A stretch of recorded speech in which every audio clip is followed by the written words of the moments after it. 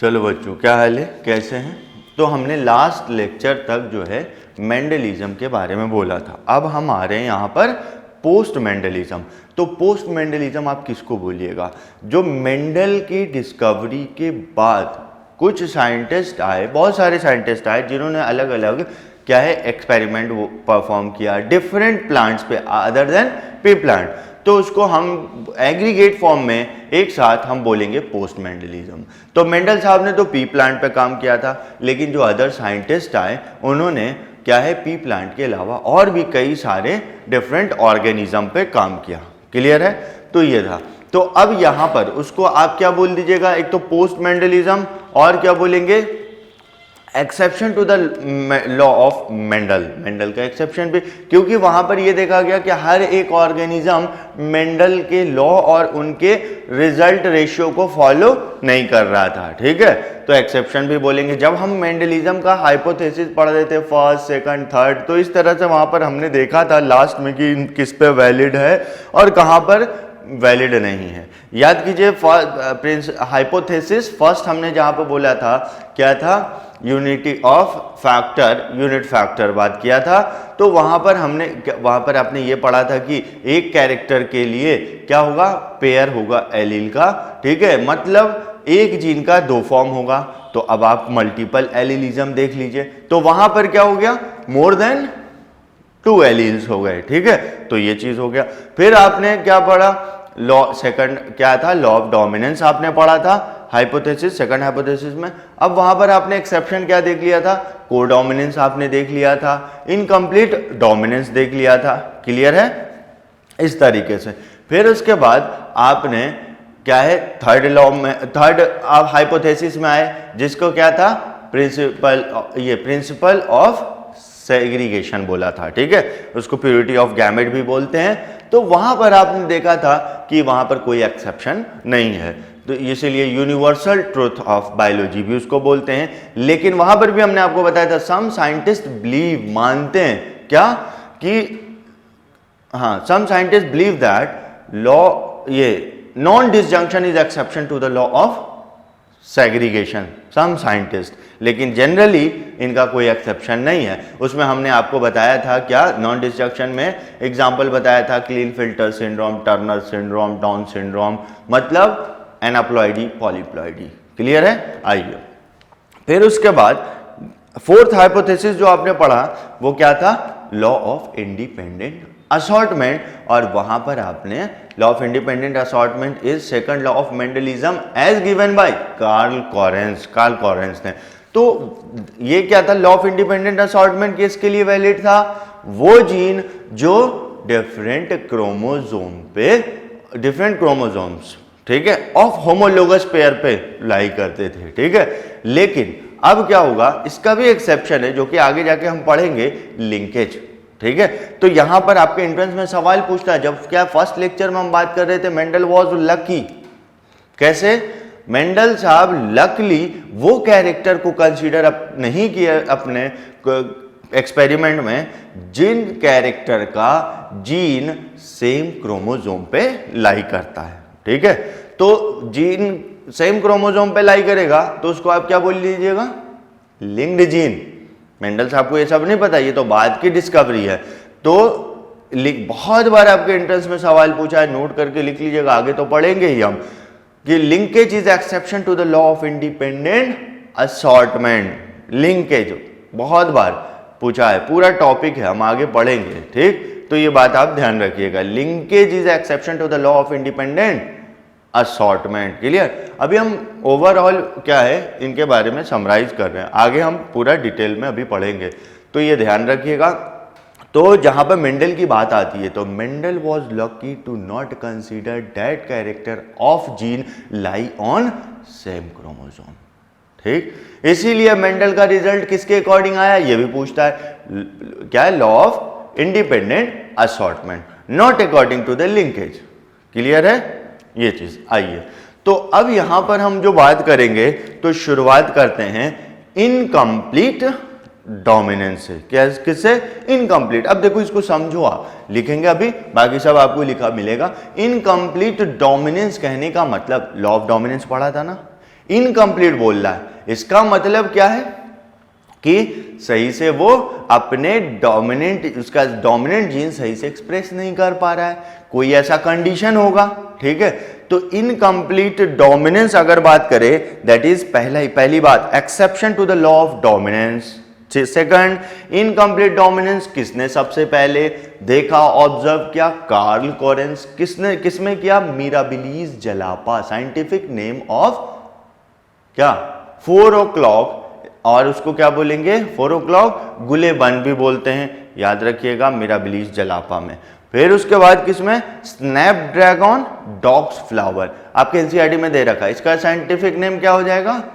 एंटीरिहिनम मजाज, याद रखिएगा। ठीक है, कि अब नेक्स्ट आगे बढ़े तो फिर ये क्या है, कुछ क्या सवाल ऐसे भी पूछता है।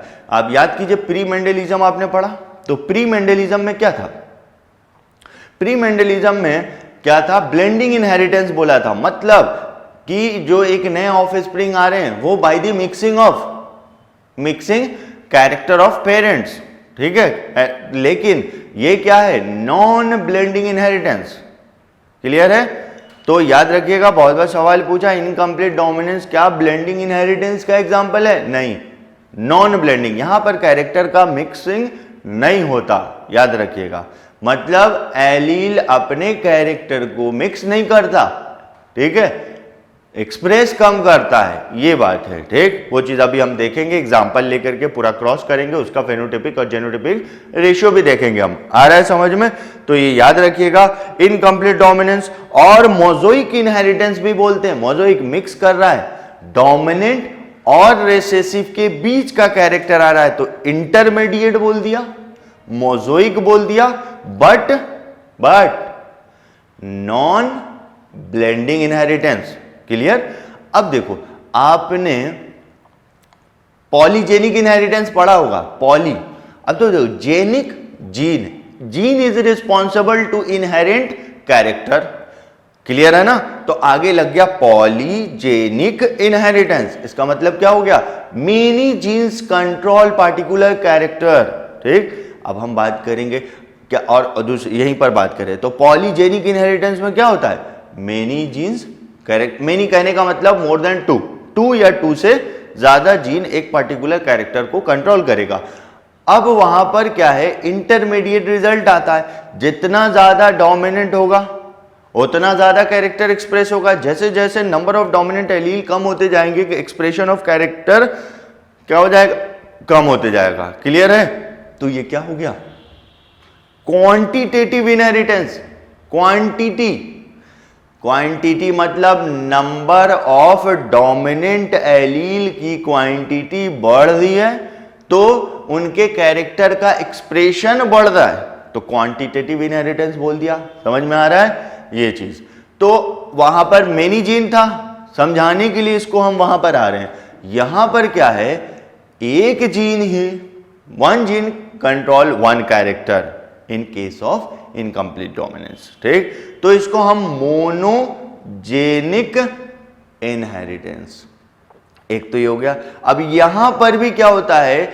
जब डोमिनेंट होमोजाइगस कंडीशन में होता है तो डोमिनेंट एक्सप्रेस करता है, और होमोजाइगस रेसेसिव में होता है तो रेसेसिव। लेकिन जब हेट्रोजाइगस कंडीशन में आता है तो डोमिनेंट एलील का एक्सप्रेशन कम हो जाता है। तो होमोजाइगस का मतलब 2 डोमिनेंट है, नंबर में 2 हो गया। हेट्रोजाइगस में क्या हो गया? 1 डोमिनेंट है, नंबर में 1 हो गया। तो ज्यादा और कम, नंबर में कम और ज्यादा हो रहे हैं तो उनके एक्सप्रेशन में भी कम और ज्यादा हो रहा है। तो मोनोजेनिक क्वांटिटेटिव इनहेरिटेंस, याद रखिएगा क्या? Monogenic quantitative inheritance. क्लियर है? मोनोजेनिक, कंफ्यूज नहीं होना है, सवाल पूछा हुआ है, याद रखिएगा। आगे चलिए, अब देखो इनकम्प्लीट डोमिनेंस हमने आपको ये बता दिया। अब यहां पर सबसे इंपॉर्टेंट, सब थ्योरी टाइप से हम बता रहे हैं, अभी बोर्ड पाएंगे सब एक क्लियर करेंगे। देखो, monogenic inheritance, monogenic quantitative inheritance हमने आपको बता दिया। अब आगे देखो क्या है।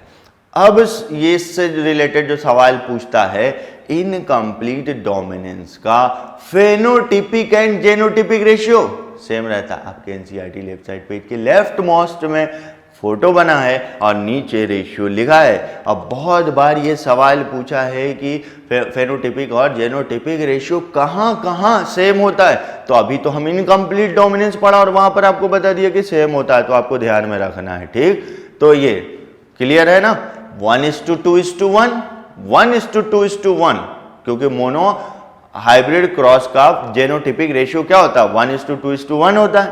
क्लियर, तो यहां पर फेनोटिपिक एंड जेनोटिपिक रेशियो क्या होगा, सेम होगा। क्लियर, यही बात थी।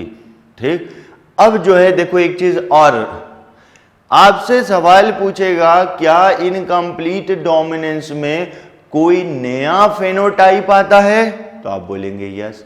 उस नए फेनोटाइप के लिए कोई एक्स्ट्रा एलील रिस्पॉन्सिबल है, तो आप बोलेंगे नहीं। समझ में आ रहा है? अभी इसको और क्लियर कहां, जब हम क्रॉस बताएंगे तो सुन लीजिए। डोमिनेंट और रिसेसिव कॉन्ट्रास्टिंग कैरेक्टर होगा, ठीक, लेकिन जब वो हेटेरोजाइगस कंडीशन में आएगा तो एक नया फेनोटाइप एक्सप्रेस करेगा, पर उस नए फेनोटाइप के लिए कोई एक्स्ट्रा एलील नहीं होगा। आ रहा है समझ में ये चीज, तो ये ध्यान रखिएगा। तो इसका एग्जाम्पल देख लो, आपको हमने बताया जो आपके एनसीईआरटी में 2 लिखा है एग्जाम्पल, तीसरा एग्जाम्पल भी हम बताएंगे लेकिन समझाएंगे एक एग्जाम्पल। क्लियर, आइए तो एग्जाम्पल क्या, मिराबिलिस जलापा 4 o'clock, जिसको और क्या बोलते हैं, 4 o'clock और गुलेबन बोलते हैं, यहां पर पूरा एक्सप्लेन करेंगे। दूसरा एग्जाम्पल क्या हो गया, फ्लावर कलर इन क्या, स्नैपड्रैगन डॉग्स फ्लावर। अब देखो डॉग्स फ्लावर क्यों, फ्लावर जो कुत्ते के जैसा दिख, मतलब उनके मुंह जो होता है ना डॉग्स फेस, ठीक है, वैसा, मतलब बड़े बड़े साइज के होते हैं। ठीक, आइए और क्या है इनका साइंटिफिक नेम, एंटीरिहिनम मजाज। क्लियर है, आइए अब देखो नेक्स्ट जो है, जो एग्जांपल है क्या है, feather coat colour in Andalusian fowl. Clear है, ये आपके एनसीईआरटी में नहीं है। क्लियर, तो बस आप एक क्रॉस समझ जाएंगे ना तो सब समझ गए। आ जाओ देखो हम एग्जांपल एक क्या लेते हैं, मिराबिलिस जलापा का। तो देखो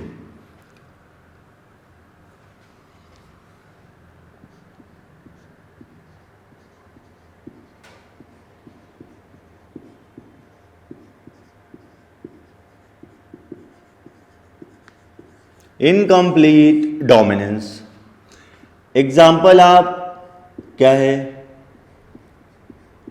मिराबिलिस जलापा।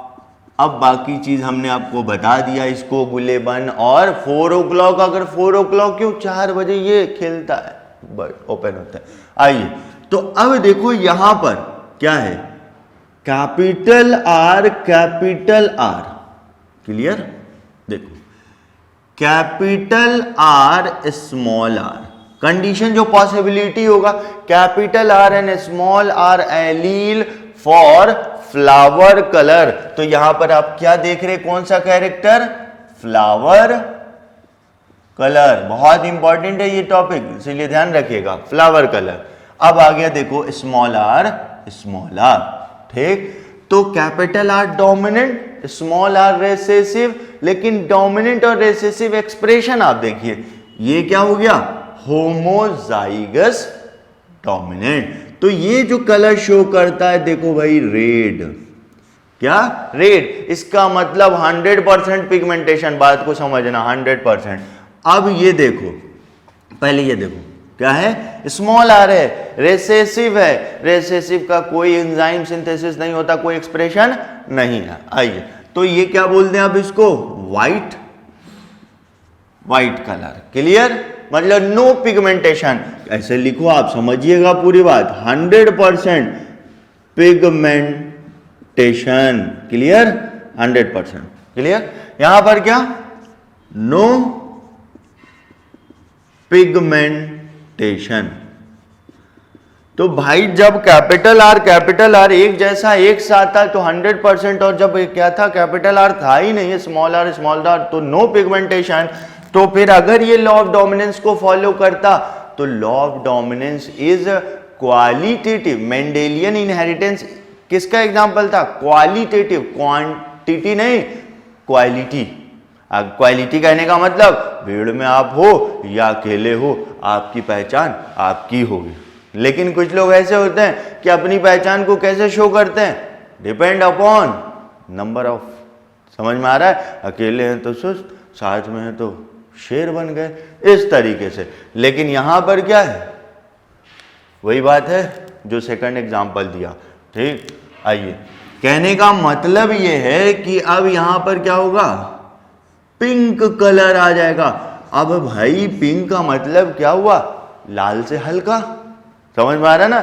लाल से हल्का ही पिंक हो गया, तो इसका मतलब जितना ज्यादा पिगमेंटेशन होता उतना ज्यादा रेड आता, और कम पिगमेंटेशन हो रहा है तो वही लाइट रेड बोल दो, हल्का लाल। समझ में आ रहा? आ जाओ, तो इसको क्या बोलेंगे? Less than 100% pigmentation. बात को समझिएगा, इसीलिए तो हमने बोला क्या? Quantitative monogenic quantitative inheritance. बहुत इंपॉर्टेंट है, समझ में ना आवे, ठीक है, ध्यान रखिएगा, अब समझ जाइएगा। आगे देखिए, तो अब यहां पर क्रॉस हम आपको दिखा दें, तो देखिए capital R, this is red flower को क्रॉस किया स्मॉल आर, व्हाइट मतलब नो पिगमेंटेशन। पी लिख दिया, पी का मतलब पेरेंटल जनरेशन। इनको क्रॉस किया तो इधर से कैपिटल आर आएगा, इतना तो आप समझ गए, इधर से स्मॉल आर आएगा, और ये क्या हो जाएगा? F1 and all pink flower plant हो जाएंगे। अब इसको आप क्या करेंगे बोलो? प्लांट है तो सेल्फिंग, एनिमल होता तो यहीं पर sib mating, that means capital R small R cross capital R small R. अब आप पिनेट स्क्वायर बना लीजिए। याद रखिएगा किसने दिया? Reginald C Punnett. क्या इंग्लिश जेनेटिस्ट या ब्रिटिश जेनेटिस्ट? आपके एनसीईआरटी में दे रखा है, सवाल पूछ सकता है। तो capital R small R, capital R small R, capital R capital R, capital R small R, capital R small R, small R small R. Clear? अब यहां पर एक बात और बोलेंगे हम, जो पहले बोला था उसी को समझाने के लिए। तो देखो भाई, यहां पर पेरेंटल में क्या पेरेंटल कैरेक्टर आपने जो क्रॉस किया तो रेड एंड व्हाइट था, F1 में गायब हो गया, पिंक आ गया, एक नया फेनोटाइप, बट उस नए फेनोटाइप के लिए कोई नया एलील रिस्पॉन्सिबल नहीं है। अब देखो F2 में रीअपियरेंस ऑफ पेरेंटल कैरेक्टर, तो इसीलिए आपसे पूछेगा आप किस बेस पे बोल रहे हैं कि ये क्या है? Non blending inheritance. तो आप बोलिएगा reappearance of parental character in F2 generation explain non blending inheritance for incomplete dominance. Other के लिए भी होगा। तो ये देखिए, तो यहां पर फेनोटिपिक, पहले आप लिख दो कैपिटल आर, ये जो है बच्चे F2 जनरेशन हो गया। अब यहां लिखते हैं, दिखेगा, देखो कैपिटल आर कितने आए? 1, और कैपिटल आर स्मॉल आर 2 आ गए, और स्मॉल आर 1 आ गए। This is red, this is pink and this is white. Clear? तो यहां पर जेनोटिपिक रेशियो बराबर फेनोटिपिक रेशियो, और जेनोटिपिक फेनोटिपिक रेशियो 1:2:1 याद रखिएगा, हमेशा इक्वल होगा। तो ये था क्या? Incomplete dominance. इसके बाद हम अभी बात करेंगे क्या? कोडोमिनेंस। क्लियर है? कोडोमिनेंस। तो ये आप देख लें इसको, उसके बाद स्टार्ट करते हैं। चलो उतार लिया। अब देखो बच्चों, नेक्स्ट क्या है? हम बात करेंगे कोडोमिनेंस। क्या बात करेंगे? कोडोमिनेंस। अब देखो, इससे पहले इनकम्प्लीट बताया था डोमिनेंस। डोमिनेंस के आगे क्या लगा था? इनकम्प्लीट, मतलब सही से डोमिनेंट एलील एक्सप्रेस नहीं हो पा रहा इन हेटेरोजाइगस कंडीशन। अब कोडोमिनेंस आया। को वर्ड मतलब कोऑपरेटिव। समझ में आ रहा है? तो यहां पर क्या है? जो हेटेरोजाइगस कंडीशन फिर से आया। अब वहां पर दोनों डोमिनेंट एलील एक्सप्रेस हो रहा है इंडिपेंडेंटली, बिना एक दूसरे के अफेक्ट किए हुए। क्लियर है? तो देखो यहां पर, ठीक है। तो कोडोमिनेंस का आप डेफिनेशन देख लो, the phenomenon of expression of both the allele in heterozygous condition. अब देखो, अब आप डिफरेंस देखते चलिएगा, इनकम्प्लीट आपने पढ़ लिया, अब आप डिफरेंस देखते चलिए कोडोमिनेंस और incomplete dominance. Code incomplete dominance में हेट्रोजाइगस कंडीशन आया था जहां पर ना डोमिनेंट एक्सप्रेस हुआ था ना रिसेसिव एक्सप्रेस हुआ था, डोमिनेंट एलील कम एक्सप्रेस हुआ था, इसीलिए याद करो पिंक कलर आया था इनकम्प्लीट। ऐसा सवाल पूछता है, इसीलिए हम आपको बता रहे हैं। तो कोडोमिनेंस में क्या आ रहा है, हेटेरोजाइगस होमोजाइगस कंडीशन में तो अपना अपना कैरेक्टर एक्सप्रेस करेगा सेपरेटली, लेकिन यहां पर हेटेरोजाइगस कंडीशन आया और इस हेटेरोजाइगस कंडीशन में दोनों dominant allele independently independently express करेगा। दैट मीन्स कोई दोनों डोमिनेंट एलील एक दूसरे के एक्सप्रेशन को चेंज नहीं करेगा, दोनों 100% एक्सप्रेस करेगा। क्लियर? अगर आपके जो सिलेबस में एनसीईआरटी में दे रखा है उसका एक एग्जांपल याद करो, blood group, A B blood group best example है, जहां पर क्या होता है, ए ब्लड ग्रुप में क्या होगा, IA या IA होगा, वहां पर एंटीजन ए होगा, ठीक है। बी ब्लड ग्रुप में IB या IBO होगा, वहां पर एंटीजन बी होगा। अगर हम बात करें O blood group IO no antigen, लेकिन AB ब्लड ग्रुप में कंडीशन जेनोटाइप क्या होगा, IA that means IA allele क्या है, synthesise antigen A, IB allele synthesise antigen B। मतलब दो डोमिनेंट एलील एक साथ आया, दोनों अपने आप को एक्सप्रेस किया, इसी को हम क्या बोलते हैं, कोडोमिनेंस। बस यही बात है और कुछ नहीं, ठीक है। अब इससे रिलेटेड थोड़ा थोड़ा बात है वो कर लेंगे। तो हमने क्या बोला, the phenomenon of expression of both the allele in a heterozygous condition is called codominance. Clear? Next, the allele which do not show, अब देखो allele which do not show dominant recessive relationship, क्योंकि क्या है, to different allele आ रहा है, एक को express करना था, दूसरे को सप्रेस होना था अकॉर्डिंग टू मेंडलिज्म, लेकिन यहां पर दोनों एक्सप्रेस हो रहा है, तो ये किसको फॉलो नहीं कर रहा है, डोमिनेंस रिसेसिव रिलेशनशिप को, ठीक। And are able to express themselves independent when present together is called codominance. Clear? अब देखिए यहां पर जो इंटरेक्शन है वो कैसा है, एलिलिक, या एक ही जीन का फॉर्म होता है एलील, इंट्राजेनिक इंटरेक्शन, क्या बोलिएगा इसको, एलेलिक इंटरेक्शन या इंट्राजेनिक इंटरेक्शन, मतलब एक ही जीन के अंदर इंटरेक्शन हो रहा है तो इंट्राजेनिक हो गया। और एलील बात करें तो टू डिफरेंट एलील, ठीक है, एलिलिक इंटरेक्शन। क्लियर?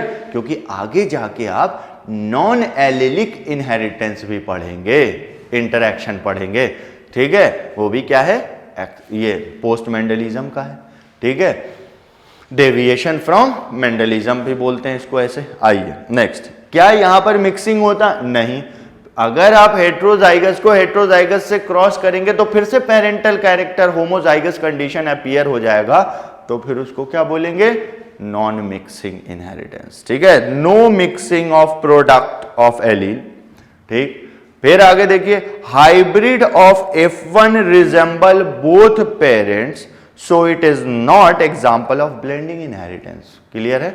मतलब होता क्या कि देखिए, अब ब्लड ग्रुप ही लेके चलो, ए ब्लड ग्रुप में एंटीजन ए आता, बी ब्लड ग्रुप में एंटीजन बी आता, ओ में कोई भी एंटीजन नहीं आता है, लेकिन ए बी ब्लड ग्रुप में दैट मीन्स IA IB साथ आता है, तो ऐसा तो नहीं है कि ए बी टाइप एंटीजन आ गया, ए बी एक साथ बोल रहा हूं, नहीं, ए एंड बी एंटीजन आ रहा है, समझ में आ रहा है ना। तो ये बात था, होमोजाइगस पेरेंट को ए एंड बी को क्रॉस कराया तो क्या गया, IA IB type AB type blood group, उसको हम हेट्रोजाइगस भी नहीं, हम कोडोमिनेंस बोल देंगे। समझ में आ रहा है ना, ध्यान रखिएगा।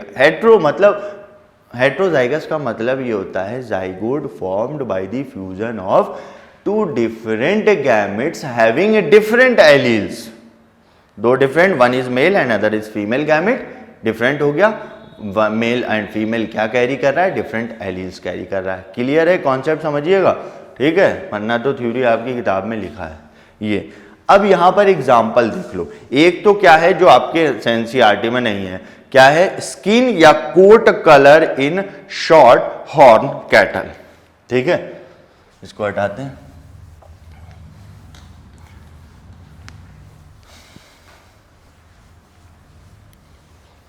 क्या था, स्किन बोलो या coat colour in short horn सिंग कैटल। अब यहां पर ब्लैक और व्हाइट कैरेक्टर है, डोमिनेंट एंड रिसेसिव। तो हम क्या बोल रहे हैं, एक मिनट, एग्जाम्पल 1, कोट या skin colour in short horn cattle, ठीक। तो अब हम फीमेल मतलब ब्लैक काउ, काली गाय, मेल वाइट बुल, सांड, ठीक। आइए, अब ये क्या है, पी, पी बोलो पेरेंटल। अब यहां पर आपने क्या ले लिया, कैपिटल बी, मतलब B allele for, B allele क्या हो गया, डोमिनेंट हो गया, और ब्लैक पिगमेंटेशन के लिए, ब्लैक कलर के लिए, और नो पिगमेंटेशन के लिए स्मॉल बी ले लिया।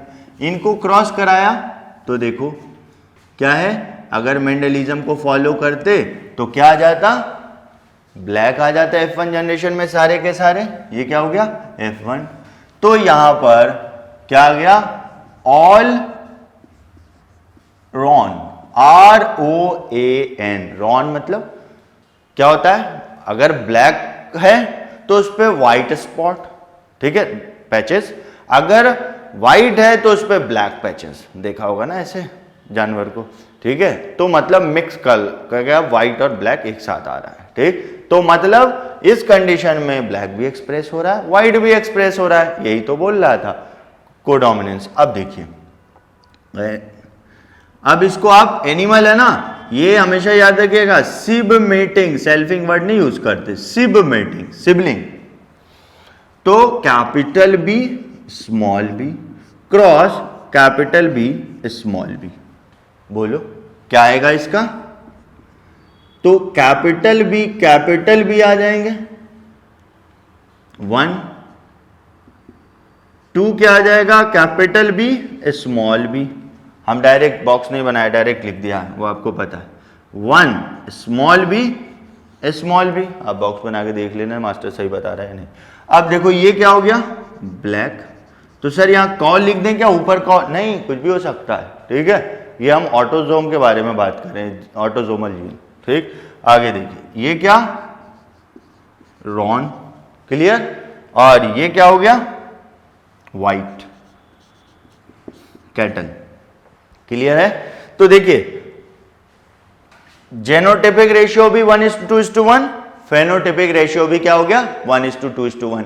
तो इसका मतलब कोडोमिनेंस में भी जेनोटिपिक फेनोटिपिक रेशियो क्या रहता है, सेम, क्लियर। ये क्या हो गया आपका F2 जनरेशन, क्लियर है। आइए एक और एग्जांपल हम बात करें, क्या, सिकल सेल अनेमिया, क्लियर है, ये डाल लीजिए।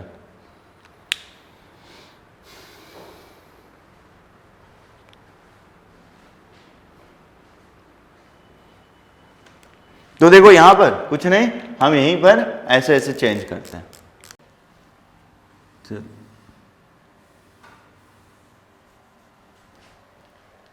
एग्जाम्पल नंबर 2 इसी को हम कर दें, ठीक है। तो देखिए, तो यहां पर हम सिकल सेल एनीमिया बोल रहे हैं, देखिए sickle cell anaemia, clear, human में बात कर रहे हैं। तो अब यहां पर देखो क्या कर ले हम, HbA HbS, अरे चलो पूरा हटाते हैं, ह्यूमन के अंदर सिकल सेल एनीमिया देख रहे हैं हम, ठीक।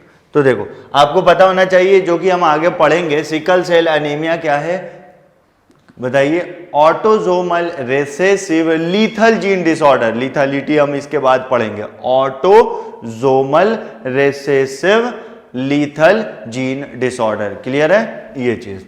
अब देखो अब क्या है, लीथल है तो होमोजाइगस का, रेसेसिव बोला तो होमोजाइगस रेसेसिव कंडीशन में ये क्या हो जाएगा, लीथल हो जाएगा, that means leads to death हो जाएगा। इसीलिए हम हेट्रोजाइगस कंडीशन से बात कर रहे हैं। तो देखिए HbA-HbS क्या हो गया, ये कैरियर,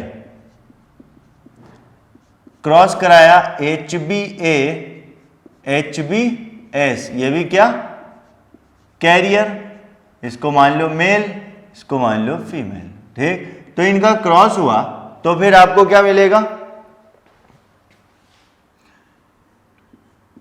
HbA-HbA, फिर HbA-HbS और HbS,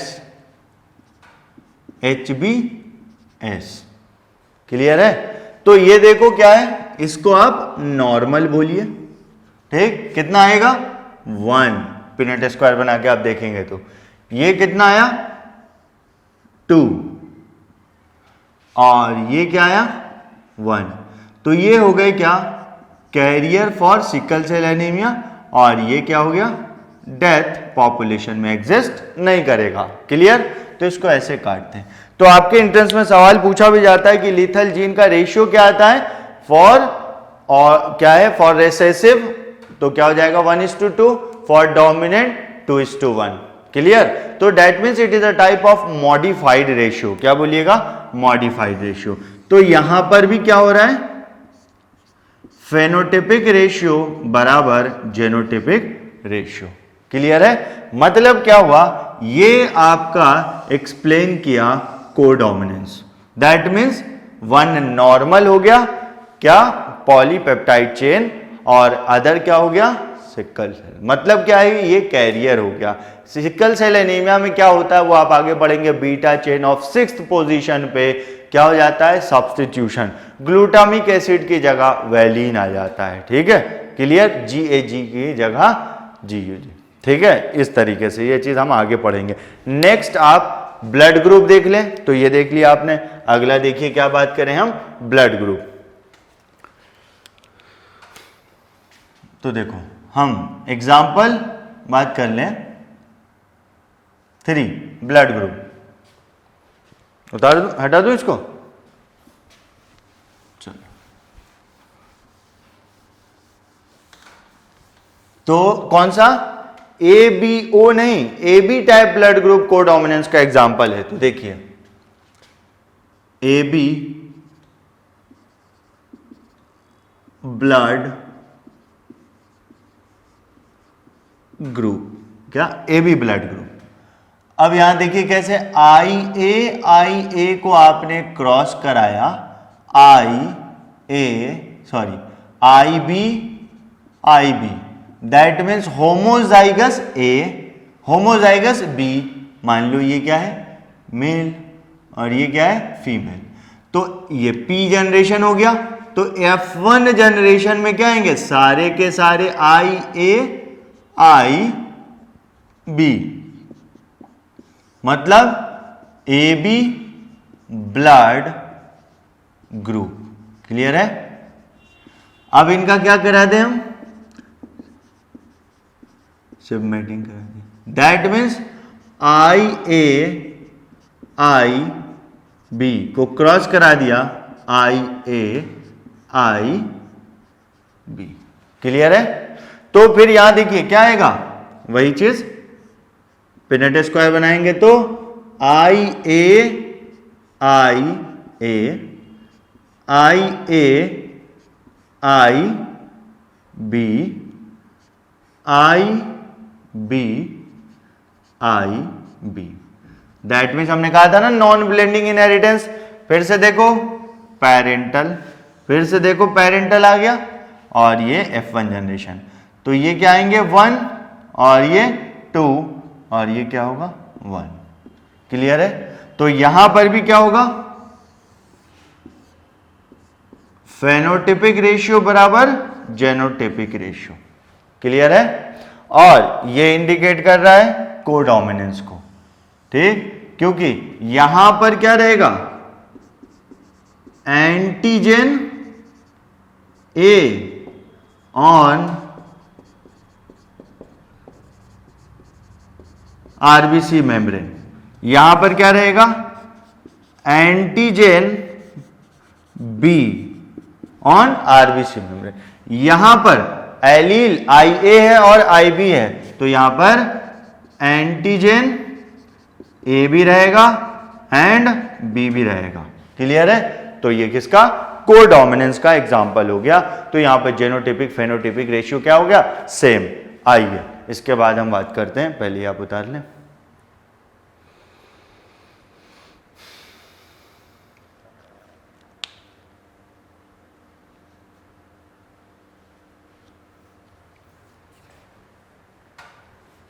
अब हम बात करेंगे क्या, लिथालिटी के बारे में। किसके बारे में बात करेंगे, लिथालिटी।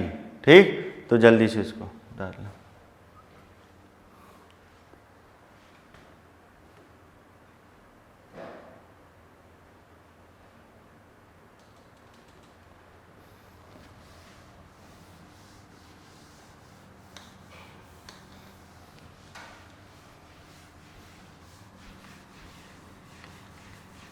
चलो अब देखो लिथालिटी में क्या है कि लिथालिटी मतलब सिंपल हुआ डेट्स लेड टू डेथ। क्या बोलेंगे, डेट्स लेड टू डेथ।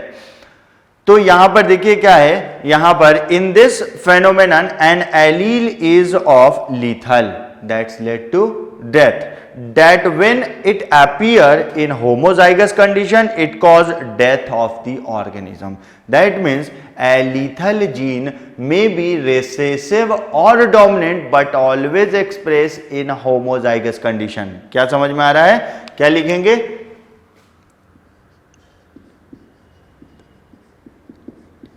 लिथालिटी। तो ये क्या हो सकता है, मे बी रेसेसिव और डोमिनेंट एलील। ठीक, इस या जीन बोले, डोमिनेंट और रेसेसिव जीन होगा। क्लियर, डोमिनेंट फॉर्म में। लेकिन लीथल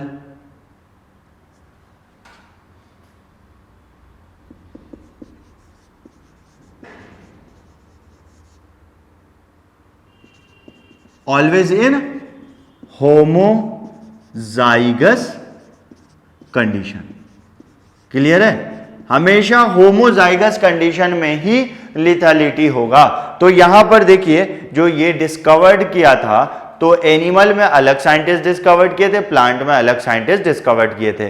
तो एल क्यूनॉट नाम के साइंटिस्ट हैं जिन्होंने क्या है, जर्मन माइस में डिस्कवर्ड किया। ठीक है, और ई बोर नाम के साइंटिस्ट हैं जिन्होंने स्नैपड्रैगन मतलब लीफ कलर में देखा था। क्या है, एल क्यूनॉट किसमें, जर्मन माइस में, और ई बोर किसमें, स्नैप ड्रैगन। क्लियर है, स्नैपड्रैगन किसमें क्या है, लीफ कलर। ये तो हमने आपको बताया दो टाइप। अब इसका टाइप बात करें तो टाइप क्या हो जाएगा, एक डोमिनेंट लिथालिटी और दूसरा क्या हो जाएगा, रेसेसिव लिथालिटी। एक डोमिनेंट लिथालिटी हो जाएगा और दूसरा रेसेसिव। तो डोमिनेंट और रेसेसिव कहने का मतलब आप ये समझिए कि ये किसमें, जब डोमिनेंट एलील होमोजाइगस कंडीशन में आएगा तो फिर ये lethal, that leads to death and that does not exist in population. अब यहां पर क्या है, रेसेसिव, तो हमेशा होमोजाइगस कंडीशन में होता है, तो फिर ये क्या है, होमोजाइगस कंडीशन में रेसेसिव एलील आएगा और वहां पर भी ये डेथ हो जाएंगे इनका। क्लियर है? तो एग्जाम्पल अगर हम बात करें तो इसका क्या है, skin coat colour in German mice. अब आ गया, देखिए यहां जो ऊपर लिखा था, skin coat colour in German mice. Clear है? Skin coat colour in German mice. यहां पर आप एग्जांपल ले लीजिए तो क्या हो जाएगा, अभी उस बात क्या था, सिकल सेल अनीमिया। ठीक है? तो ये कोट कलर जर्मन माइस का जो था, तो ये क्या थे, गोल्डन कलर जो था, ये सॉरी पर्पल कलर क्या है, पॉपुलेशन में एग्जिस्ट नहीं कर रहा था। कौन सा? Purple colour. तो देखिए, तो यहां पर गोल्डन या पर्पल, आप बोलो पर्पल, सॉरी हम बात करेंगे गोल्डन कलर, गोल्डन ये चीज। क्लियर है? तो ये कौन सा कलर, येलो और येलो। जब इनको क्रॉस कराया गया तो आप देखिए क्या आ जाएगा, कैपिटल जी एक आएगा, दूसरा दो कैपिटल जी स्मॉल जी आ जाएंगे और एक स्मॉल जी आ जाएगा। ठीक है? तो ये क्या हो गया, ब्राउन हो गया, और ये क्या हो गया, अभी देखा ऊपर, येलो हो गया, और ये प्योर गोल्ड हो गया, प्योर गोल्ड। क्लियर है? रेशियो 1:1। क्लियर है? लेकिन अब देखिए क्या होगा इसके बारे में, does not exist in population due to lethality. तो अब यहां पर क्या लिख दीजिए इसको, 0। तो रेशियो क्या हो गया, 2:1। क्लियर है? अब आ जाइए, इससे पहले आप देख चुके, इसके बारे में हम बात करें, सिकल सेल अनीमिया,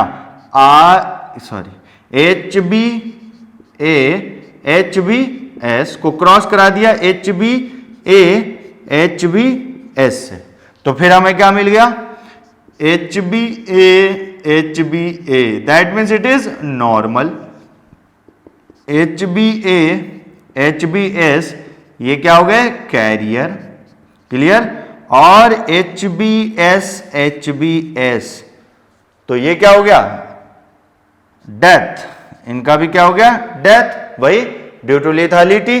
तो ये क्या कर दें, इसको ऐसे कट, जैसे यहां पर ऐसे कट किया था, तो रेशियो क्या मिल गया, 1:2 हो गया। क्लियर? समझ में आ रहा है? तो इस लिथालिटी को आपके एंट्रेंस में जो सवाल बोलता है, मॉडिफाइड रेशियो भी बोलते हैं, क्योंकि आता 1:2:1, लेकिन यहां पर क्या आ रहा है, डोमिनेंट के लिए 2:1, रेसेसिव के लिए 1:2। पहले डोमिनेंट लिखते हैं, बाद में रेसेसिव लिखते हैं, इसलिए ऐसा बोल रहे हैं। अगर कुछ भी ऐसे नहीं दे रखा है तो सिंपल 2:1 आप भी बोल सकते हैं, या अरे बोलो, समझ में आ रहा है ना? हाँ, लेकिन स्पेसिफाई कर दिया डोमिनेंट और रेसेसिव, और दोनों ऑप्शन में दे रखा 1:2 और 2:1, तो फिर आप किसको टिक लगाएंगे। ठीक है? तो इस तरीके से ध्यान रखिएगा। तो ये हमने आपको लिथालिटी बताया। अब देखो अगला जो है मल्टीपल एलेलिज्म बात करेंगे, तो पहले आप इसको उतार लें।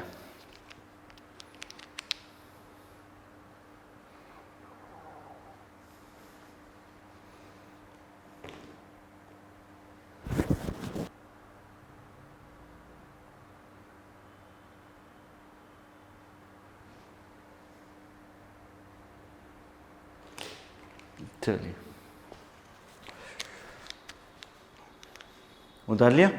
अब देखो मल्टीपल एलेलिज्म हम बात करेंगे, तो आपने पढ़ा था मल्टीपल एलेलिज्म के बारे में, अगर याद होगा, जब हम मेंडल का फर्स्ट हाइपोथेसिस बात कर रहे थे, तो वहां पर हमने बताया था आपको कि क्या था, फर्स्ट हाइपोथेसिस किसको फॉलो नहीं करता, मल्टीपल एलेलिज्म को। क्लियर? क्यों? क्योंकि वहां पर तो बोला गया था कि एक कैरेक्टर के लिए एक जीन होता है और एक जीन के दो एलीलिक फॉर्म होते हैं, लेकिन मल्टीपल एलीलिज्म में क्या है, दो से ज्यादा, क्लियर है, पर्टिकुलर जीन के दो से ज्यादा एलीलिक फॉर्म हो तो उसको हम मल्टीपल एलीलिज्म बोलते हैं, क्लियर है।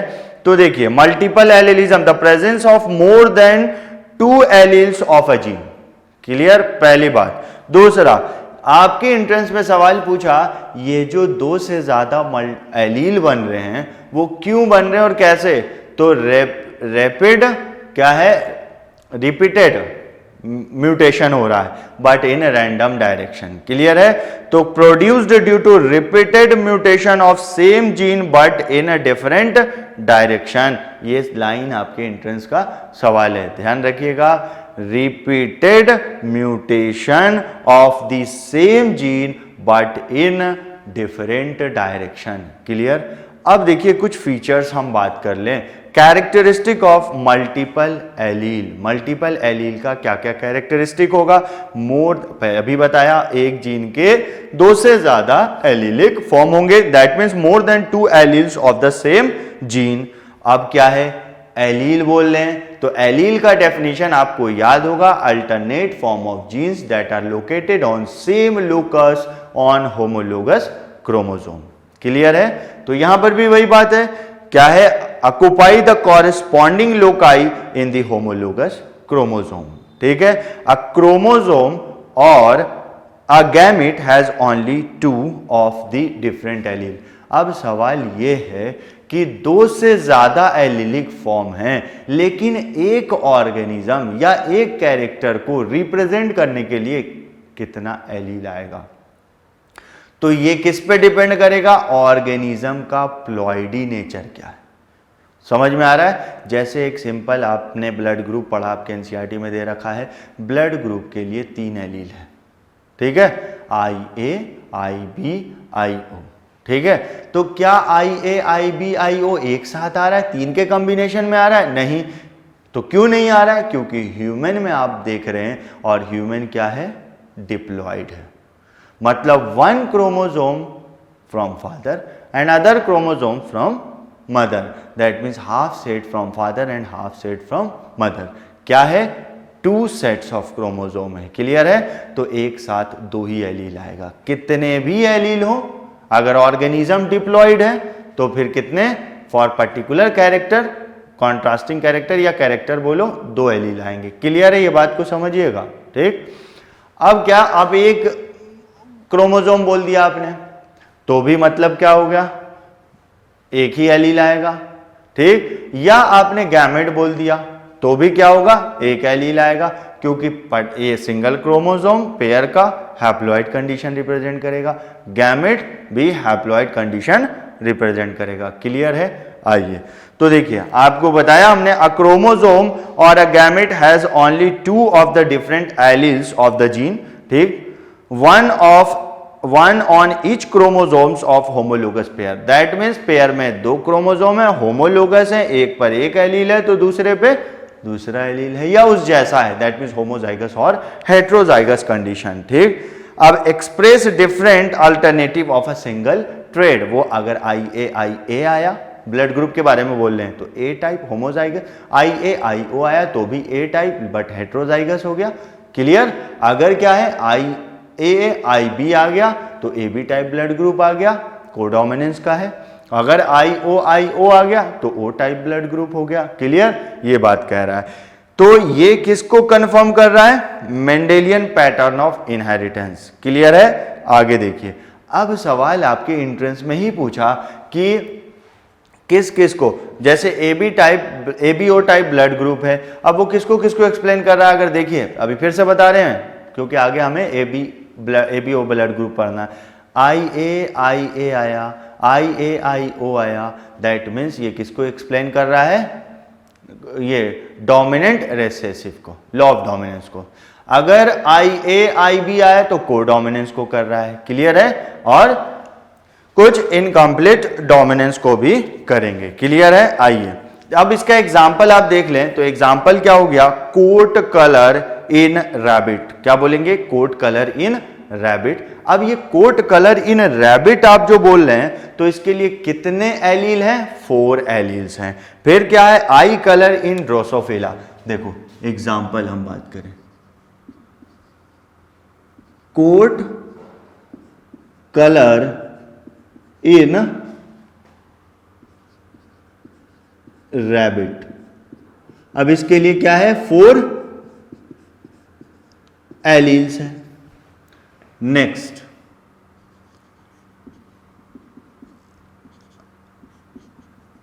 आई कलर इन ड्रोसोफिला। इसके लिए कितने एलील हैं? 15। कितने हैं? 15 एलील हैं।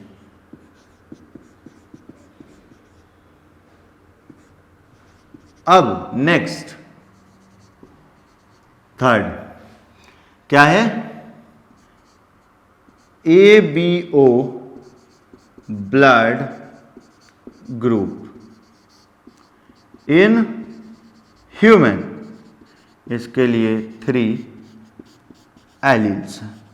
तो आपके एक तो ये आई कलर ये आपको पढ़ना है, लिंकेज में पढ़ना है। ये जो आपको दे रखा है सबसे अच्छे, ये ज्यादा एक्सप्लेन इसी को किया है। समझ में आ रहा है? अब देखो यहां पर हम थोड़ा सा फॉर्मूला यूज करेंगे। Number of different types of genotype possible. Genotype possible n/2 n+1। Genotype possible, possible genotype. Clear? अगर आपसे बोले कि बताइए पॉसिबल क्या है? Phenotype, number of different phenotypes of homozygous genotype possible, n हो जाएगा। चलो वो तो मतलब नहीं है। क्लियर है? अब देखो आगे, तो यहां पर कितने हो जाएंगे पॉसिबल जेनोटाइप? तो 4/2। अब क्या हो जाएगा? 4 + 1, तो कितने हो गए? 10 हो गए। क्लियर है? अगर यही बात यहां पर देखें तो पॉसिबल जेनोटाइप कभी कभी पूछ लेता है n/2 n+1, तो कितने हो गए? 15/2, 15 + 1, तो कितना हो जाएगा? 16, 8, 15 और मल्टीप्लाई करो 8 से 4, 120। क्लियर है ना? 4 हो गया। अब देखिए यहां पर बात करें तो पॉसिबल जेनोटाइप n/2 n+1। यहां पर 3/2 और 3+1, तो कितने हो गए? 6। सही है ना? 6 हो गया। कैसे? IA एक हो गया, मतलब ब्लड ग्रुप ए का 2, ब्लड ग्रुप बी का 2, AB का 1, तो कितने हो गए? 2, 5 हो गए। और O का 1 हो गया, तो 6 हो गए। क्लियर है? ध्यान रखिएगा। नेक्स्ट अगर हम बात करें, ये तो टोटल हमने पॉसिबल जेनोटाइप। अगर होमोजाइगस बात करिएगा, हेट्रोजाइगस, तो उसके लिए अलग है। अगर आपको होमोजाइगस जेनोटाइप, क्लियर, और हेट्रोजाइगस जेनोटाइप। होमोजाइगस जेनोटाइप और हेट्रोजाइगस जेनोटाइप अगर आप देखें तो होमोजाइगस आप n मान लीजिए और हेट्रोजाइगस n/2 n-1। फॉर्मूला लगा के चलो, इसको तो इसको छोड़ो, आप यहां देख लो क्योंकि आप यहां पर पढ़े हुए हैं। ठीक है? तो homozygous genotype is equal to क्या हो जाएगा? 3/2 3-1, तो कितना हो गया? 3 हो गया। A का बी का और ओ का। समझ में आ रहा है? अब देखो हेट्रोजाइगस जेनोटाइप, तो क्या करेंगे 3 सॉरी है ये इसका तो ये था सिंपल, इसका तो n था तो n इज इक्वल टू 3 और बाई 2 तो क्या हो जाएगा बोलो जल्दी से 3 माइनस 1 तो क्या हो गया 3 एंड 3 आ रहा है क्योंकि आई ए आई ओ एक हो गया, आई बी आई ओ 2 हो गया, तीसरा ए एंड बी हो गया, आई ए आई बी। चलिए ये था। तो इसके बाद जो हम स्टार्ट करेंगे तो अब क्या है ह्यूमन ब्लड ग्रुप के बारे में पूरा डिस्क्राइब करेंगे। तो ये आप अभी लिख लीजिए। तो ये फॉर्मूला है सिंपल, आप ध्यान रखिएगा जब A B O type blood group करेंगे तो भी ये आगे हम बात करेंगे। ठीक है, इसको उतार लें आप। चलो उतार लिया। अब देखो इसके बाद हम ह्यूमन ब्लड ग्रुप स्टार्ट करते हैं, तो इसको हटाते हैं हम लोग। चलो तो देखो ह्यूमन ब्लड ग्रुप अगर बात करें तो पहले इनके बारे में आप कहानी सुन लें कि ह्यूमन ब्लड ग्रुप, तो सवाल ये पूछेगा कि किसने कॉन्सेप्ट दिया, तो कार्ल लैंडस्टीनर नाम के साइंटिस्ट थे। कब? जब मेंडल साहब को क्या बोला गया था, father of genetics, that means 1900 में। तो Karl Landsteiner reported first time ABO blood group in human. ठीक है, कब? 1900 हमने बताया। लेकिन ABO टाइप किया था कार्ल लैंडस्टीनर ने। ठीक, AB टाइप किसने किया था? डिकैस्टुलो एंड क्या है एस्टिनी नाम के साइंटिस्ट थे, याद रखिएगा। AB टाइप किसी और ने किया था। क्लियर? तो अब यहां से जो है, अब ये किसका एग्जांपल है? मल्टीपल एलेलिज्म का। अब जो है यहां से आपको ये याद रखना है कि ABO टाइप ब्लड ग्रुप को एक कैरेक्टर मानना है। समझ में आ रहा है? तो एक कैरेक्टर का एक जीन होता है, तो उस जीन को I से रिप्रेजेंट किया गया। क्लियर? और किस क्रोमोसोम पे पाया जाता है? क्रोमोसोम नंबर 9 पे। क्रोमोसोम नंबर 9 पे, ये ध्यान रखिएगा, सवाल बन रहा है यहां से कि ABO टाइप ब्लड ग्रुप का जो जीन है वो किस क्रोमोसोम पे पाया जाएगा, तो क्रोमोसोम नंबर 9 पे पाया जाएगा। क्लियर है? अब किसका एग्जाम्पल है, तो मल्टीपल एलेलिज्म का। अब देखिए जो आपके एंट्रेंस में यहां से सवाल पूछा गया, हमने अभी आपको बताया ABO टाइप ब्लड ग्रुप किस किस को फॉलो कर रहा है। मतलब एक तो क्या हो गया, मल्टीपल एलेलिज्म शो कर रहा है, और दूसरा डोमिनेंट रिसेसिव शो कर रहा है, और को डोमिनेंट शो कर रहा है, और चौथा ऑप्शन क्या होगा, ऑल ऑफ दिस। तो ये आपको याद रखना है। ठीक है, समझ में आ रहा है? तो कैसे, ये चीज आप देखिए, ABO ब्लड ग्रुप क्या किसने दिया, कार्ल लैंडस्टीनर, बताया हमने आपको। और उसके बाद नेक्स्ट हमने बताया कि AB टाइप ब्लड ग्रुप किसने दिया, डिकैस्टेलो एंड स्टिनी। क्लियर? इनका जीन I से रिप्रेजेंट करते हैं, ये देखिए I, ये किस पे, 9th क्रोमोसोम, किस पे, 9th क्रोमोसोम। क्लियर? अब ये किसका एग्जाम्पल है, multiple allelism, multiple allelism. Clear? तो देखो यहां पर IA IB और ये IO, ध्यान दीजिएगा, IA IB IO। क्लियर? इसको आप क्या लिख सकते हैं, इसको और सही से हम लिखें तो इस तरीके से,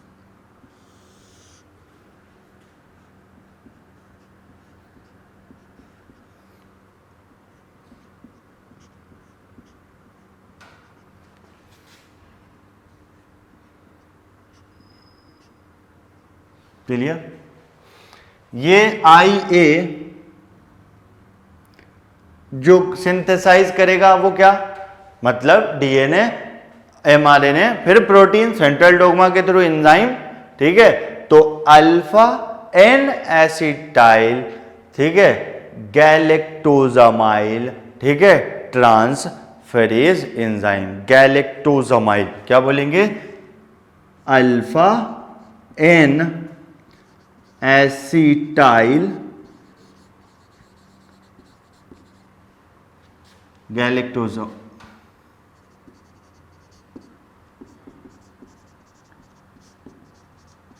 transferase enzyme, alpha galactosaminyl transferase enzyme. समझ में आ रहा है। अब इसके लिए क्या है, एक क्या है, प्रिकर्सर, एच शेल, ठीक है। क्या बोलेंगे इसको, एंटीजेन प्रिकर्सर, ठीक है। कैसा होता है, एच शेल। तो यहां पर ये एंजाइम इसके ऊपर क्या ऐड करेगा,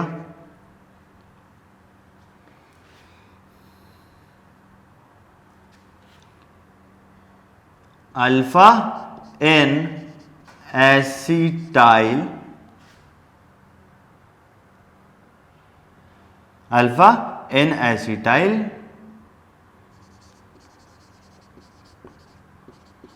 गैलेक्टोजामाइन, अल्फा एन एसिटाइल गैलेक्टोजामाइन। तो क्या बनाएगा, एंटीजेन ए। क्लियर है। इसी तरीके से आप यहां देखिए, ये क्या सिंथेसाइज करेगा, अल्फा डी, क्या, ग्लूकोजामाइल, ठीक है, alpha D galactosaminyl transferase, alpha D galactosyl, alpha D गैलेक्टोजाइल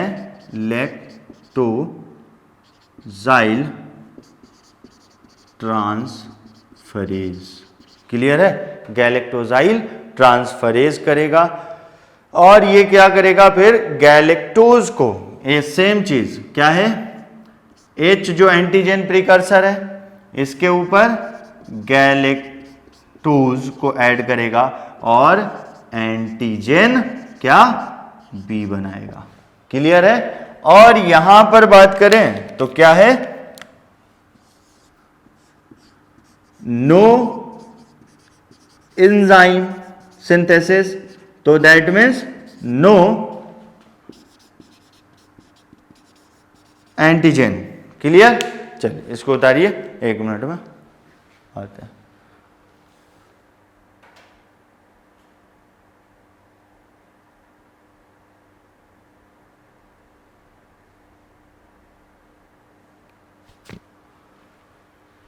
तो देखिए यहां पर मतलब क्या था, आई अल्फा एंजाइम सिंथेसिस करना और उसका, तो यहां पर यही तो सवाल है, एक बॉम्बे ब्लड ग्रुप पढ़ेंगे तो वहां पर क्या होता है, एंटीजन प्रिकर्सर नहीं होता है, यहां पर एंटीजन प्रिकर्सर ऑलरेडी होता है, वो एंजाइम उस शुगर को ऐड करता है और वो एंटीजन का फॉर्मेशन होता है। क्लियर है। तो ये अब देखो यहां पर तो हमने एंटीजन बताया, ये सब जो है ये क्या था, एंटीजन। क्लियर। तो एंटीजन कहां पे होगा, आरबीसी मेम्ब्रेन पे होगा, और एंटीबॉडी क्या कहां होगा, इन ब्लड प्लाज्मा होगा। तो ये भी ध्यान रखिएगा, ब्लड सर्कुलेशन क्लास 11th का पार्ट है, वहां पर आप पढ़ेंगे तो ये बात करेंगे। क्लियर। तो ये ध्यान रखिएगा। अब हम थोड़ा सा इसको, ये तो हमने क्या बता दिया, metabolism related to multiple allelism. समझ में आ रहा है। मेटाबॉलिज्म हमने बता दिया कि ऐसे ऐसे एंजाइम हो रहा है, बन रहा है। लेकिन अब हम बात करेंगे जेनेटिक टर्म में, तो जेनेटिक टर्म में बात करेंगे तो IA, IB और इस तरीके से। तो देखिए जल्दी से उतारिए, उसके बाद आगे बात करते हैं।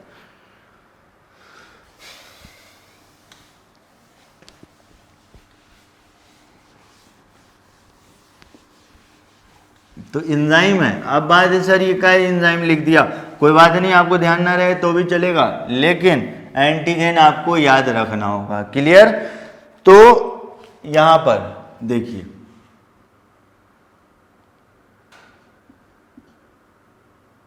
IA क्या हो गया, डोमिनेंट एलील हो गया, और ये एंटीजन ए सिंथेसिस कर रहा है, IB क्या हो गया, रेसेसिव डोमिनेंट एलील, क्लियर। और ये एंटीजन बी, और IO या स्मॉल आई बात करें तो ये क्या हो गया, recessive allele, that means no antigen, no enzyme, no antigen, clear है। अब देखो यहां पर आप बात कर लें जेनोटिपिक और फेनोटिपिक बात कर लें, तो यहां पर आप देखिए हम इस तरीके से बना लें, allele from parent 1, allele from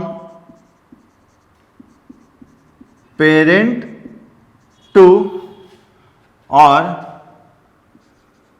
genotype मतलब इनका जेनोटिपिक कॉम्बिनेशन बात कर लें, और यहां पर फेनोटाइप बात कर लें, क्लियर है। तो देखिए अगर इधर से क्या आ रहा है IA और यहां से आ रहा है IA, दोनों साइड से, तो यहां पर क्या हो जाएगा IA हो जाएगा, क्लियर। देखो नेक्स्ट इधर से आ रहा है IA और इधर से आ रहा है IO, क्लियर। अब देखिएगा इधर से आ रहे हैं IO और इधर से आ रहा है IA, कुछ भी हो सकता है, क्लियर। तो ये क्या हो जाएंगे, दोनों को मिलाकर के अगर बात करें तो देखो पहले डोमिनेंट को लिखते बाद में रेसेसिव को, क्लियर है। तो ये हो गया। फिर इन दोनों के लिए जो फेनोटाइप होगा क्या, A type blood group because of presence of antigen A, clear है। आइए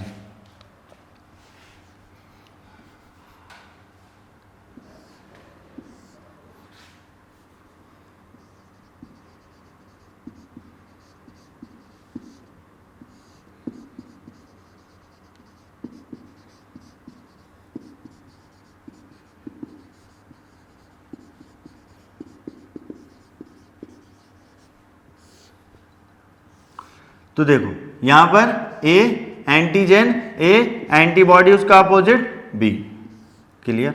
आइए अब इसी तरह हम बात करें यहां से IB और यहां से IB, क्लियर। तो क्या हो गया ये IB, इधर से IB आया या इधर से IO, या आगे बात करें इधर से IO आ गया और इधर से IB, तो फिर क्या हो जाएंगे ये IB IO, कैसा blood group B type, antigen क्या होगा B, अपोजिट क्या हो जाएगा एंटीबॉडी, क्लियर है। अब अगला देखिए, इधर से IA, इधर से IB, या इधर से IB और इधर से IA।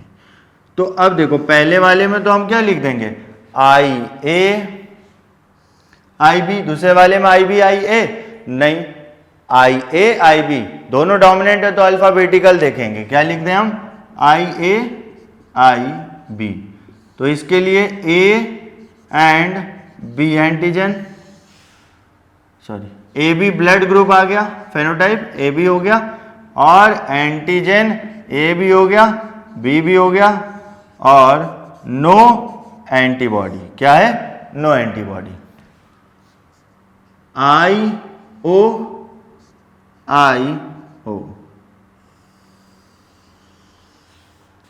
तो मिला तो क्या बना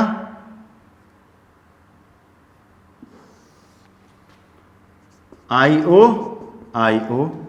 क्या हो जाएगा O टाइप ब्लड ग्रुप, ध्यान रखिएगा यहां पर नो एंटीजन और A and B antibody, clear है। तो ये देख लीजिए आप। इसके बाद हम आगे बात करेंगे बॉम्बे ब्लड ग्रुप, ज़्यादा डिटेल में नहीं क्योंकि आपके सिलेबस में नहीं है। इससे रिलेटेड अगर ये आपको समझ में आया तो बहुत सारे सवाल जो इससे रिलेटेड है पूछे जाते हैं वो हम करेंगे, पहले टॉपिक कंप्लीट कर लें उसके बाद। तो ये देख लीजिए, अब देखिए क्या है यहां पर बॉम्बे ब्लड ग्रुप अगर बात करें तो क्या है, रेयर ब्लड ग्रुप होता है, ठीक। तो 1952 में, इन 1952 ब्लेंड क्या है, ब्लेंडे एटॉल नाम, एटॉल कब हम बोलते हैं, जब उनके साथ साथ उनके कलीग मिलकर काम कर रहे हो, ठीक है। Discovered a rare blood group called Bombay blood group, ठीक है। ये कहां से, मुंबई, जो कि बॉम्बे से, मुंबई में।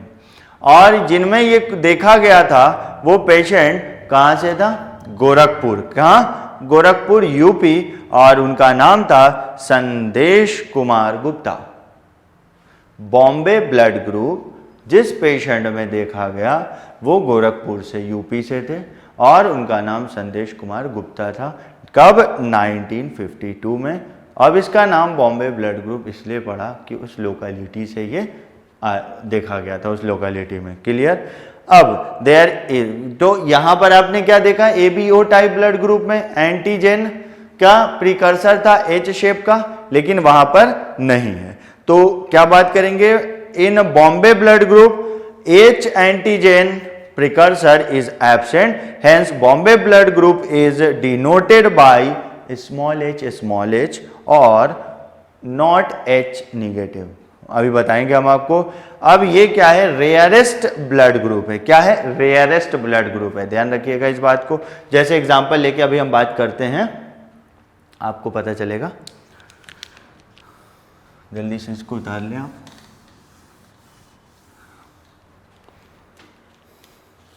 इसके बाद हम आरएच फैक्टर पढ़ेंगे, तो वहां पर भी इरिथ्रोब्लास्टोसिस फेटालिसिस जो क्लास 11th का पार्ट है बात करेंगे। तो देखिए यहां पर बॉम्बे ब्लड ग्रुप, और इस तरीके से देखो,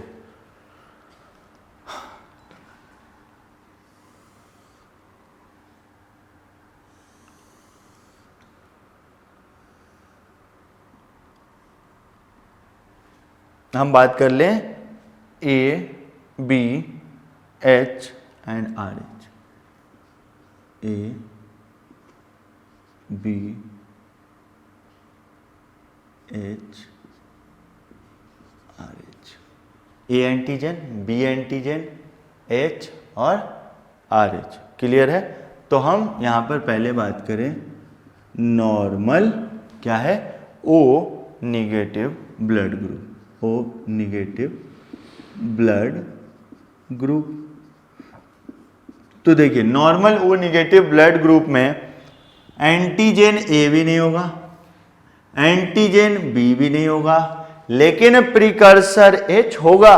क्यों, क्योंकि वो तो सब में प्रेजेंट है। वो एंजाइम अगर आएगा तब जाकर के ये बनेगा, ये, लेकिन ये नहीं है, ध्यान दीजिएगा। क्लियर। अगला बॉम्बे ब्लड ग्रुप अगर बात करें,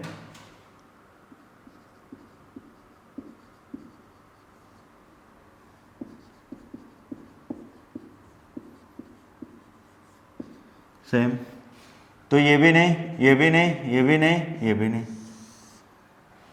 समझ में आ रहा है, कुछ भी नहीं। तो देखो ओ है तो एंटीजन तो होगा ही नहीं। अब यहां पर भी मतलब ये भी क्या है, Bombay blood group, Bombay O blood group, ठीक है, ओ निगेटिव, सेम। तो यहां पर मेन चीज क्या देखना है आपको, ये। क्लियर है। बस ज्यादा डिटेल में आपको नहीं जानना है। आइए अब इसके बाद आरएच फैक्टर हम बात करेंगे, या आरएच एंटीजन बोलिए, ये बात कैसे पढ़ा, जल्दी जल्दी लिखें। तो देखो आरएच फैक्टर जो थ्योरेटिकल बात है, और यहाँ से आरएच फैक्टर से बहुत इंपॉर्टेंट है, जो सवाल अक्सर पूछे जाते हैं।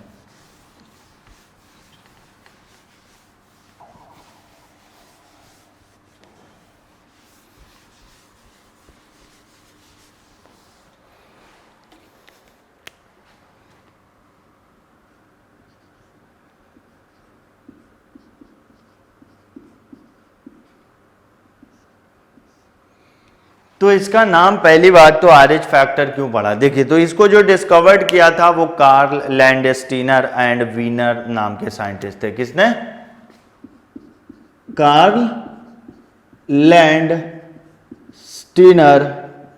एंड वीनर नाम के। अब किसमें देखा था? Old world monkey. किसमें? ओल्ड वर्ल्ड मंकी में देखा था, जो रेड कलर क्या होता है, फेस होता है मंकी का, उसमें।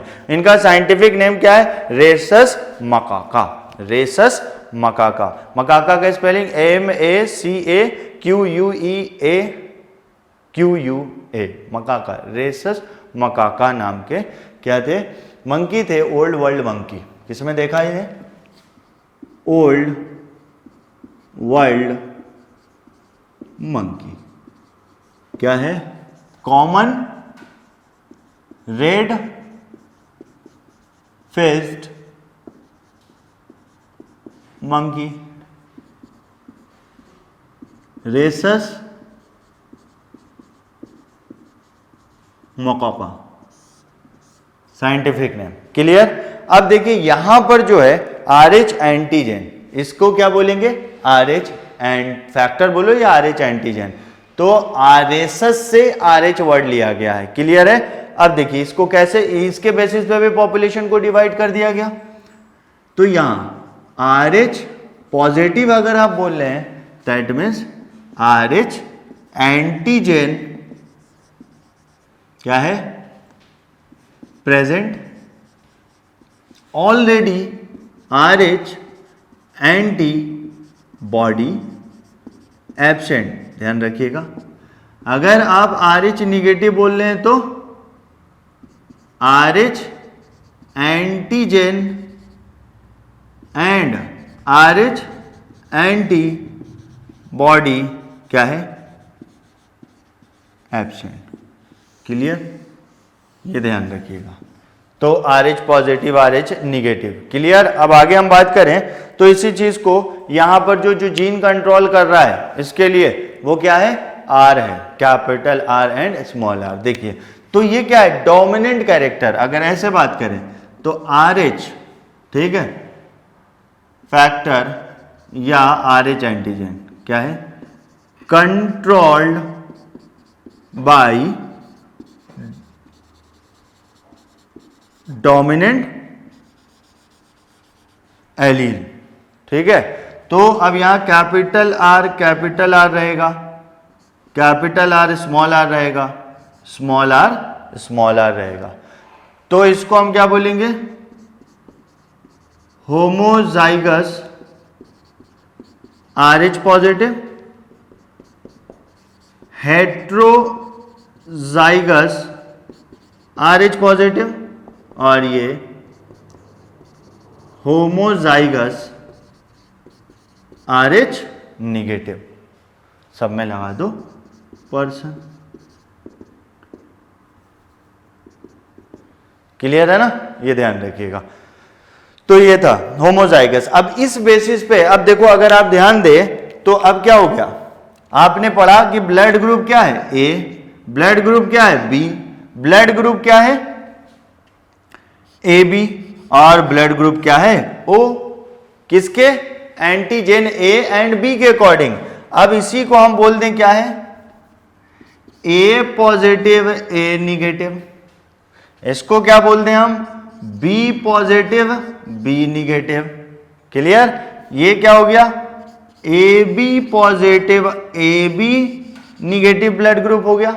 अगला O positive, O negative blood group हो गया। क्लियर है? A पॉजिटिव, A निगेटिव, तो 2 हो गया ना, 2 2 4 और 2 6 और 2 8। क्लियर है? टोटल 8 टाइप हो गए ये। तो ये ध्यान रखिएगा। आगे हम बात करें तो RH फैक्टर बहुत इंपॉर्टेंट रोल प्ले करता है। ठीक है, किसमें? ये ड्यूरिंग द प्रेगनेंसी, मतलब मैरिज इनकॉम्पेटिबिलिटी उसको बोलते हैं, मैरिज कॉम्पेटिबिलिटी और marriage incompatibility. That means RH factor play an important role in the transfusion and during the pregnancy. Blood transfusion and transfusion during pregnancy. ठीक, तो ये बहुत इंपॉर्टेंट है, ध्यान रखिएगा। सवाल बनता है ना, आपके एम्स में सवाल पूछा यूनिवर्सल डोनर कौन है? तो सिंपल, आपको अगर RH फैक्टर नहीं पढ़ा है तो आप O बताएंगे? नहीं, O निगेटिव जो है यूनिवर्सल डोनर है। AB पॉजिटिव क्या है? यूनिवर्सल एक्सेप्टर है। क्लियर? आगे नोट कर लीजिएगा इस बात को। तो अब हम बात करते हैं, आइए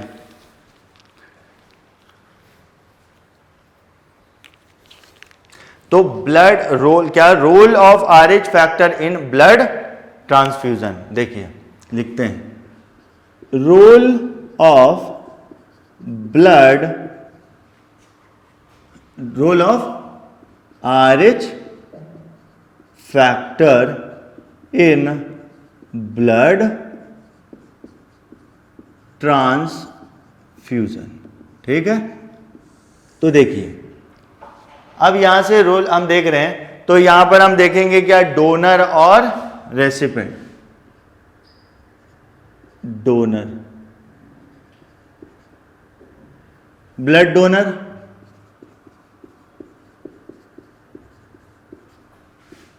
ब्लड रेसिपिएंट, क्लियर। और यहां लिखे क्या है, कॉम्पेटिबिलिटी, क्या, ब्लड ट्रांसफ्यूजन, ब्लड ट्रांसफ्यूजन। तो देखो डोनर अगर RH पॉजिटिव है और एक्सेप्टर भी RH पॉजिटिव है तो चलेगा। अगर क्या है, डोनर RH पॉजिटिव है और एक्सेप्टर RH निगेटिव है तो क्या होगा, फर्स्ट ब्लड ट्रांसफ्यूजन क्या हो जाएगा, नॉर्मल होगा। ठीक है, डोनर RH निगेटिव है और ये RH पॉजिटिव है तो क्लियर, RH निगेटिव तो भी कोई प्रॉब्लम नहीं, क्लियर। इसी चीज को अब हम बात करें, क्या है, role of RH factor in, क्या, pregnancy, role of RH factor in pregnancy.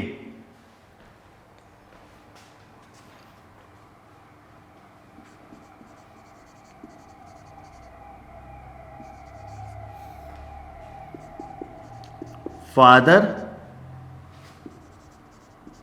Mother, foetus. अगर फादर RH पॉजिटिव है, मदर भी RH पॉजिटिव है और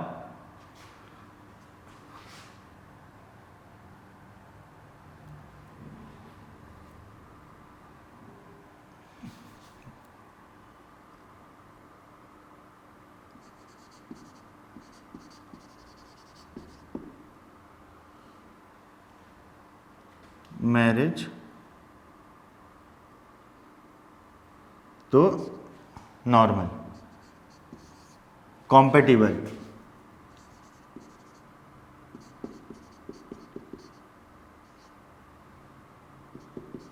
कॉम्पेटिबिलिटी, ठीक। RH निगेटिव, RH क्या है, निगेटिव तो भी कॉम्पेटिबल, RH पॉजिटिव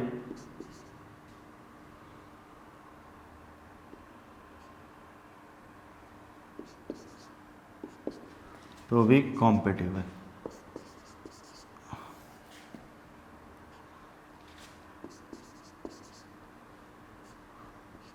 तो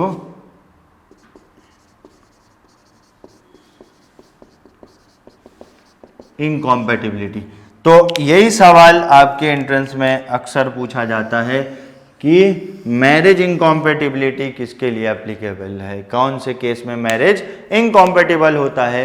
तो इसको हम अभी एक्सप्लेन करेंगे, आप इसको उतार लें, ठीक है। चलो उतार लिया। अब देखो ये चीज जो हमने अब रेड मार्कर से दिखाया, ये अक्सर आपके एंट्रेंस में सवाल पूछता है, मैरिज इनकॉम्पेटिबिलिटी बताइए। तो इसको हम एक्सप्लेन करते हैं, देखिए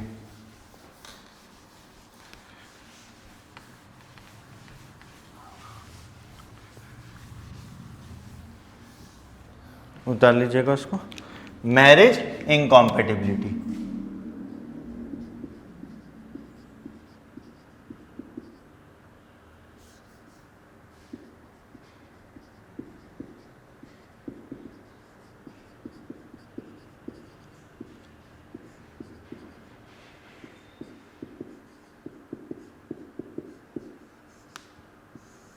मैरिज इनकॉम्पेटिबिलिटी, तो केस क्या हो गया, ऐसे फादर RH पॉजिटिव, पूरी बात हम लिख लेंगे,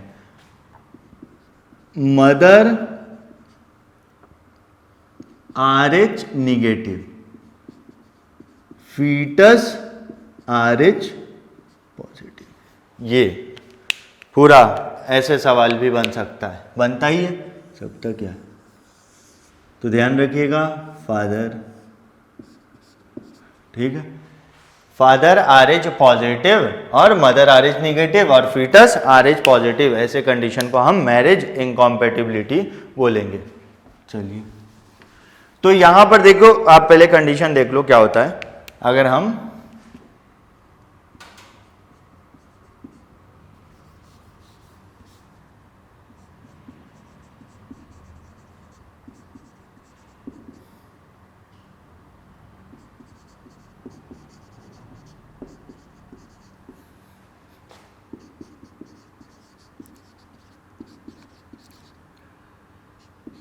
ठीक, तो ये क्रॉस हुआ, क्रॉस होने के बाद ये मिला, तो अब कनेक्शन किसके बीच में रहेगा, मदर एंड फीटस के बीच में, क्लियर है ना।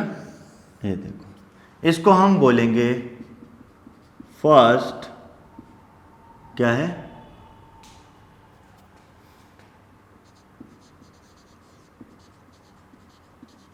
फर्स्ट प्रेगनेंसी के दौरान बात कर रहे हैं।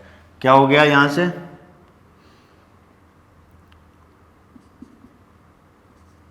फीटल ब्लड, क्लियर है। अरे पहले ये देखो, हाँ सही, फीटल ब्लड कैसा हो गया, डीऑक्सीजनेटेड ब्लड, जहां पर क्या होगा, वेस्ट मटेरियल तो रहेगा ही, साथ में RH एंटीजन, कहां जा रहा है, मदर के पास, RH एंटीजन, क्लियर। अब पहले ये देखो, ये इधर आया, तो ये भी क्या है, फर्स्ट प्रेगनेंसी की बात कर रहे हैं, तो क्या हो गया, मैटरनल ब्लड सर्कुलेशन, क्या होगा,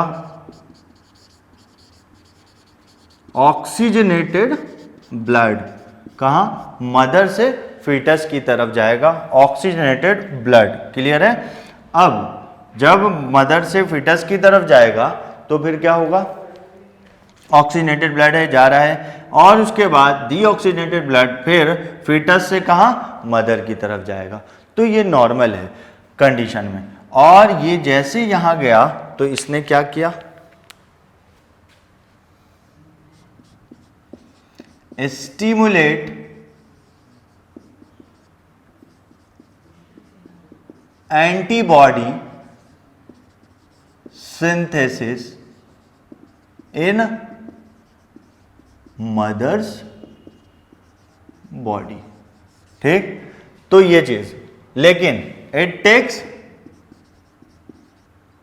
time to enough antibody synthesis, enough antibody बनने में टाइम लगता है, जब तक क्या है, 9th month gestation period complete हो जाता है और डिलीवरी हो जाते हैं, ठीक है। लेकिन जब सब्सिक्वेंट प्रेगनेंसी होगा, that mean second pregnancy and so on, तो फिर वहां पर क्या होगा, तो वहां पर मदर्स ब्लड में ऑलरेडी RH एंटीबॉडी होगा और फीटस के पास RH पॉजिटिव फीटस है तो उसके पास RH एंटीजन है, तो एंटीजन एंटीबॉडी रिएक्शन हो जाता है and that's led to clumping of RBC, that is called agglutination बोलेंगे। और उस एग्लूटिनेशन तो क्या होगा, destruction of RBC, that's led to anaemia and severe anaemia होगा एंड एट लास्ट क्या होगा, जॉन्डिस।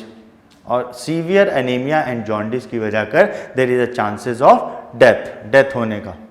मतलब इसी को हम दूसरे टर्म में क्या बोल देते हैं, इरिथ्रोब्लास्टोसिस फिटालियसिस। क्या बोलते हैं? इरिथ्रोब्लास्टोसिस फिटालियसिस। याद रखिएगा, इंपॉर्टेंट बात है। अब इसके लिए प्रिवेंशन अगर बात करें तो देखिए प्रिवेंशन क्या हुआ।